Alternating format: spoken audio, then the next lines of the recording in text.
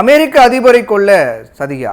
அமெரிக்காவில் நடைபெற்ற விமான விபத்தின் வெளிவராத பின்னணி அதிர்ச்சி தகவல்கள், அதை பற்றி நம்ம பார்க்க போகிறோம். அமெரிக்காவில் கடந்த 30ஆம் தேதி வாஷிங்டன் டிசியில் ரொனால்ட் ரீகன் சர்வதேச விமான நிலையம் அருகே விமானம் மீது இராணுவ ஹெலிகாப்டர் மோதி வெடித்து சிதறி விபத்துக்குள்ளானது. இந்த விபத்தில் விமானத்தில் பயணம் செய்த 64 பேர் மற்றும் ஹெலிகாப்டரில் இருந்த 3 பேர் என 67 பேர் ஒரே நேரத்தில் பலியானார்கள். இந்த விமான விபத்து அமெரிக்காவினுடைய சமீபத்திய விமான விபத்துகளில் இதுவரை நடைபெறாத மிகப்பெரிய விபத்தாக பார்க்கப்பட்டது. இந்த விமான விபத்திற்கும் அமெரிக்க அதிபர் டொனால்ட் ட்ரம்பை கொல்ல சதியா என்ற கேள்விக்கும் என்ன தொடர்பு என்ற சந்தேகம் நம்ம எல்லாருக்கும் வரும். எதன் அடிப்படையில் இந்த கேள்வி எடுகிறது அப்படின்னா, இந்த விமான விபத்து நடைபெற்ற இடம் என்பது அமெரிக்காவின் ஏதோ ஒரு மூலையில் கிடையாது. உலகிலேயே அதிகபட்ச பாதுகாப்பு நிறைந்த ஒரு பகுதியாக இருக்கக்கூடிய வெள்ளை மாளிகை அருகேதான் சர்வசாதாரணமாக ஒரு விமானம் மீது இன்னொரு ஹெலிகாப்டர் மோதி வெடித்து சிதறி விபத்துக்குள்ளாக இருக்கிறது. இதுதான் பல கேள்விகளை எழுப்பியிருக்கிறது. அப்படி என்றால் உலகிலேயே அதிக பாதுகாப்பு நிறைந்த ஒரு பகுதிக்குள் சர்வசாதாரணமாக ஒரு விமானம் எப்படி வெடித்து சிதறும்? ஒரு விமானத்தின் மீது இன்னொரு ஹெலிகாப்டர் எப்படி மோதும்? அந்த அளவுக்கு பாதுகாப்பு குறைபாடு எப்படி ஏற்பட்டது? இது தற்செயலாக ஏற்பட்டதா அல்லது ஏதேனும் சதியா என்ற கேள்வி மேல் கேள்வி நமக்கு எடுக்கின்றது. இதை பற்றி நம்ம விரிவாக பார்ப்பதற்கு முன்பாக அமெரிக்கா அதிபருக்கு இருக்கக்கூடிய அந்த கட்டுப்பாடுகள் நம்ம பார்க்கலாம்.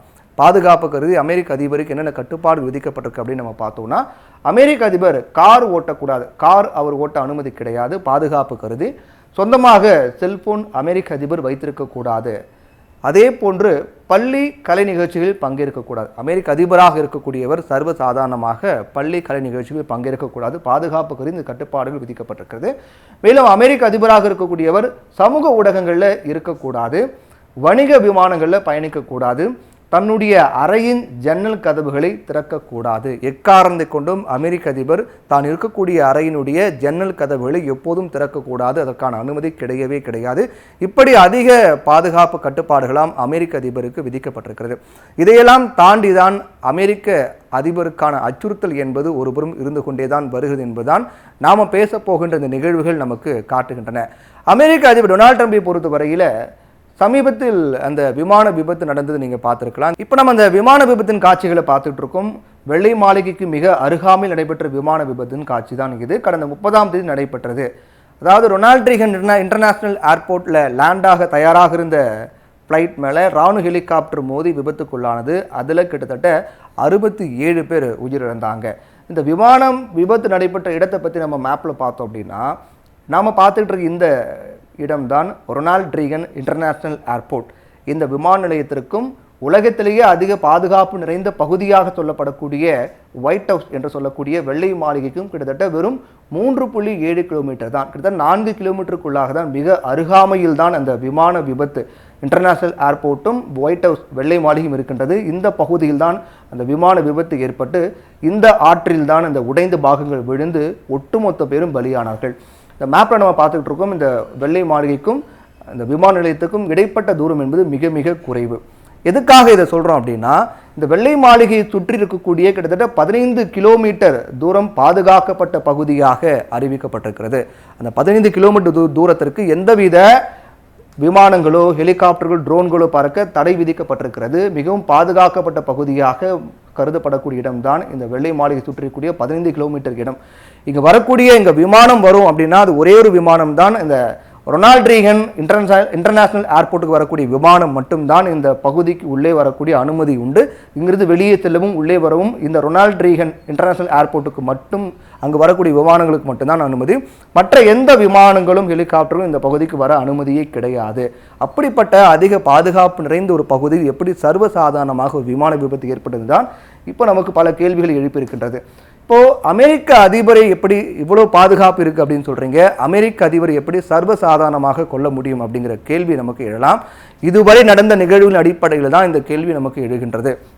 அமெரிக்க அதிபராக இருந்தவர்கள் இதுவரை கொல்லப்பட்டவர்கள் நம்ம பார்த்தோம் அப்படின்னா, 1865ஆம் ஆண்டு ஆபிரகாம் லிங்கன் சுட்டுக் கொல்லப்பட்டார். அதற்கு பிறகு ஜேம்ஸ் ஏ கார்ஃபீல்டு 1881ஆம் ஆண்டு சுட்டுக் கொல்லப்பட்டார். வில்லியம் மெக்கன்லி 1901ஆம் ஆண்டு சுட்டுக் கொல்லப்பட்டார். அதைத் தொடர்ந்து ஜான் எஃப் கென்னடி 1963ஆம் ஆண்டு சுட்டுக் கொல்லப்பட்டார். அமெரிக்க அதிபராக இருந்தபோதே அமெரிக்க அதிபராகவோ அல்லது அமெரிக்க அதிபர் தேர்தலில் வேட்பாளர்களாகவோ அறிவிக்கப்பட்டு கொல்ல முயற்சி மேற்கொள்ளப்பட்டு அதில் தப்பியவர்கள் அப்படின்னு பார்த்தோம்னா, தியோடர் ரூஸ்ட் 1912ஆம் ஆண்டு அவர் கொலை செய்ய முயற்சித்த போது அவர் காயத்துடன் உயிர் தப்பினார். ரொனால்ட் ரீகன் 1981ஆம் ஆண்டு அவரை கொலை செய்ய முயற்சி மேற்கொண்டது, அதிலிருந்து அவர் தப்பித்தார். கடந்த ஆண்டு 2024ஆம் ஆண்டு அதிபர் தேர்தலுக்கான வேட்பாளராக களமிறங்கிய டொனால்ட் ட்ரம்ப் அப்போது 2024 கடந்த ஆண்டு அவர் பிரச்சாரத்தின் போது சுட முயற்சி செய்யப்பட்டது, அவரை கொல்ல முயற்சி செய்யப்பட்டது, அதில் அவர் நூலிழையில் உயிர் தப்பினார். இந்த தரவுகள் அடிப்படையில் தான் அமெரிக்க அதிபருக்கான அச்சுறுத்தல்கள் பற்றி நாம் பேசிக்கிட்டு இருக்கோம்.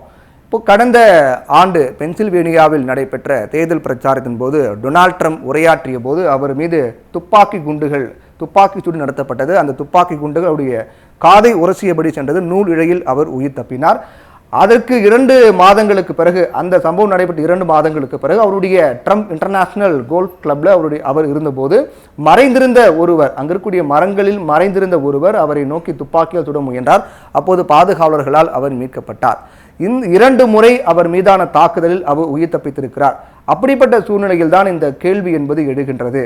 ஏனென்றால் இந்த விமான விபத்து நடைபெற்ற இடம் என்பது அமெரிக்காவினுடைய உயர்ந்த அதிக பாதுகாப்பு கொண்ட பகுதியாக இருக்கக்கூடிய வெள்ளை மாளிகை சுற்றி மிக அருகாமையில் தான் இந்த விபத்து என்பது நடைபெற்றிருக்கிறது. அப்படியானால் இது அமெரிக்க அதிபரை கொள்ளுவதற்கான சதியா என்ற கேள்வி இதன் மூலமாக நமக்கு எழுகிறது.